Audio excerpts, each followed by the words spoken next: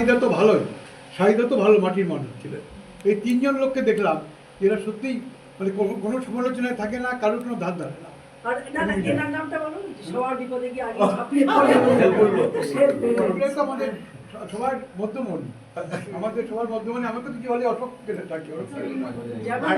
আমার একটা আদর্শ আছে, তার নাম হচ্ছে শঙ্কু মহারাজ। চিরন্তন বললো তার জীবন শুরু হয়েছিল মেগা সিটির গেটে দাঁড়িয়ে ঢুকবে না। সেই ছেলেটা এই মুহূর্তে বলতে আর খারাপ হয়ে যাবে, এই মুহূর্তে মোটামুটি ভীষণ ভালো। আমার দিকে একটু ঘুরো তো, আমার দিকে একটু ঘুরো। তৈরি করতে ম্যাডাম ওকে সুযোগ দিয়েছে, গেটের থেকে তুলে ওটিতে পাঠিয়েছে। আর ম্যাডামের কথা কি বলবো, যেটা তাকিয়ে তাকিয়ে আলো ভাবছি যে আমার কথা কিছু বলছে না। আমাদের মেয়ের বিয়েতে যিনি তার নিজের ভান্ডার উজাড় করে দিচ্ছিলেন তিনি হচ্ছেন ম্যাডাম। সত্যি সত্যি একদম বুকের মাঝে বিশ্ব লোকের পাবো সারা, সেই এই নার্সিংহোমে এসেই সেটা অনুভূত হয়েছে। ঠিক আছে, আপনারা সবাই মন দিয়ে কাজ করবেন, আর মাঝে মাঝে তো বকুনি খেতেই হবে।